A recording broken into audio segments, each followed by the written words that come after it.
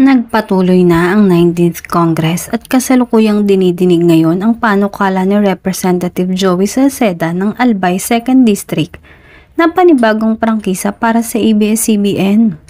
Idinagdag din ni Salceda na bihira naman daw siya mag-file ng hindi nagiging batas. Ang panukalang batas ay kailangan pang dumaan sa Kongreso na magtatagal hanggang Hunyo 2025. Ang network ay patuloy na gumagana sa pamamagitan ng pakikipagsosyo sa TV5, A to Z at GMA kasama ang kanilang mga digital platform.